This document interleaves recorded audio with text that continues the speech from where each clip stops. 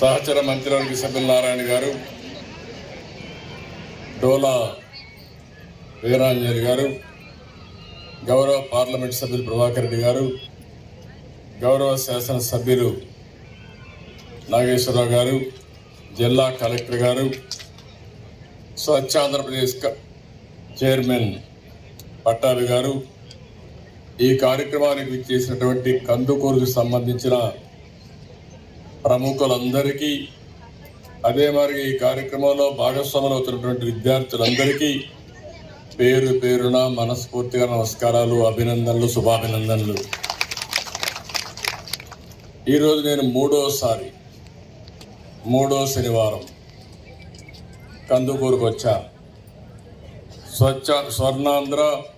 స్వచ్ఛాంధ్ర కార్యక్రమంలో మీలో ఒకటిగా భాగస్వామి కావడానికి వచ్చాను. ఇప్పుడే చాలామంది మాట్లాడారు. కొంతమంది బయట ప్రపంచానికి చెప్పకపోయినా ఈరోజు పార్వతీపురం నుంచి వచ్చారు, మచిలీపట్నం నుంచి వచ్చారు. ఒక నమ్మిన సిద్ధాంతం కొరకు స్వచ్ఛందంగా పనిచేసే పరిస్థితికి వచ్చారు. ఈరోజు వాళ్ళందరినీ మరొకసారి మనందరి తరపున మనస్ఫూర్తిగా అభినందిస్తున్నా, ధన్యవాదాలు తెలియజేస్తున్నా. ఈరోజు సమాజం కోసం ప్రతి ఒక్కరి బాధ్యతగా మనం పనిచేయాల్సిన అవసరం ఉంది. ఈరోజు మనం చూస్తే మన ఇల్లు, మన ఊరు, మన రాష్ట్రం స్వచ్ఛంగా ఉండేలా ప్రతి ఒక్కరూ పరిశుభ్రత అదే మాదిరిగా ఎక్కువ ప్రాధాన్యత ఇచ్చి ప్రతి నెల 3వ శనివారం ఎట్టి పరిస్థితులు ఒకటే చెప్పాను, వేరే కార్యక్రమాలు ఏమీ లేవు. 30 రోజులు మనం పనిచేస్తున్నాం. 30 రోజులు మన సమయాన్ని మనకు తెలియకుండా వెళ్ళిపోతుంది.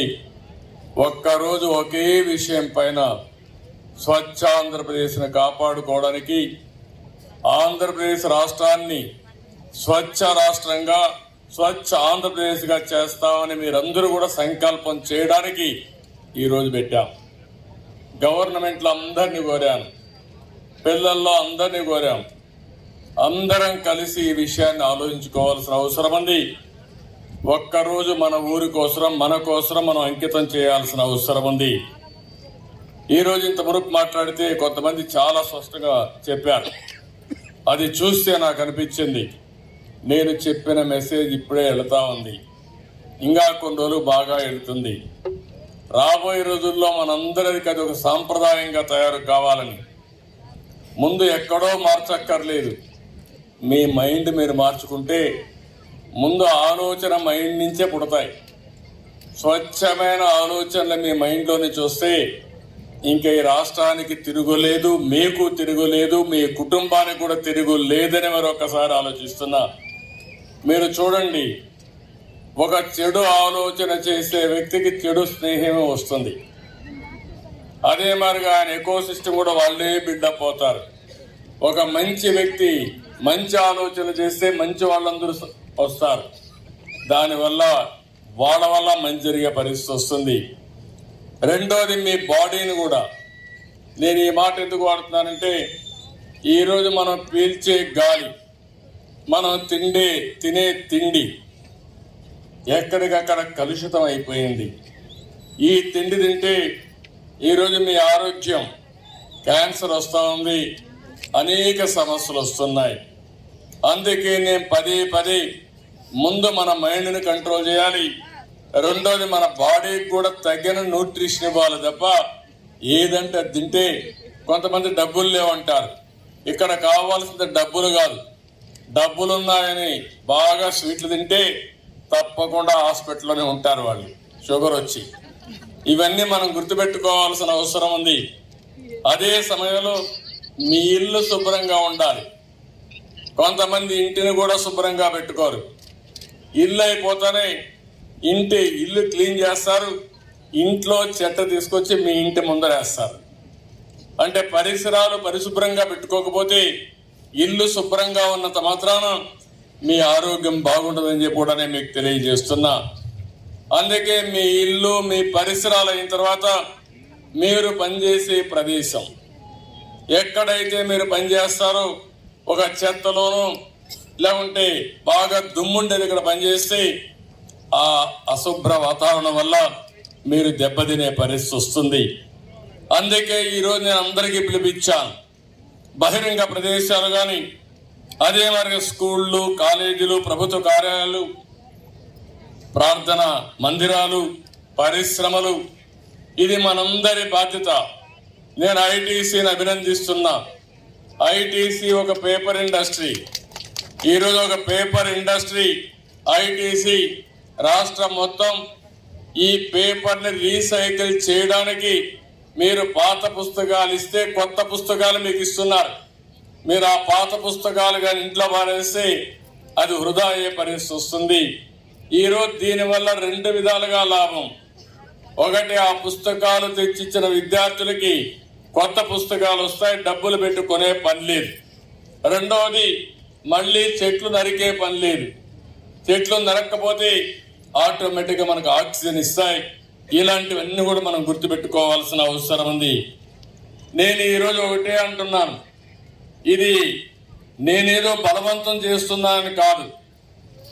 నేను ఒక ముఖ్యమంత్రిగా ప్రజాహితం కోసం ఆలోచిస్తున్నాను, భావితరాల భవిష్యత్తు కోసం ఆలోచిస్తున్నాను. అందుకే స్వచ్ఛ ఆంధ్రప్రదేశ్ అనేది ప్రతి ఒక్కరి భాగస్వామ్యం ఉండాలి. దీన్ని ఉద్యమంగా మనం ముందుకు తీసుకుపోవాల్సిన అవసరం ఉందని చెప్పి కూడా నేను మీకు తెలియజేస్తున్నా. ఈరోజు ఒకసారి బాధేస్తుంది. మొన్నే నేను చూశాను, పేపర్లో చూస్తే నాకు వచ్చిన సమాచారం చూస్తే, గుర్రంకొండ, చిత్తూరు జిల్లా, ఒక అతను ఒక అమ్మాయిని ప్రేమించానని, పెళ్లి చేసుకుంటానని బలవంతం చేసి తల్లిదండ్రులు ఆ అమ్మాయికి వేరే పెళ్లి నిశ్చయిస్తే తెల్లవారుజామున పోయి నాటకాలు ఆడి ఆ అమ్మాయిని మభ్యపెట్టి కడాన ఏం లేదనే ఉద్దేశంతో ఏదో ఒకటి పెట్టుకొని ఆ అమ్మాయిని పొడి చేసే పరిస్థితికి వచ్చాడు. సావు బ్రతుకుల పైన హాస్పిటల్లో చేరే పరిస్థితి వచ్చింది. నాటకాలు ఆడే పరిస్థితికి వచ్చాడు.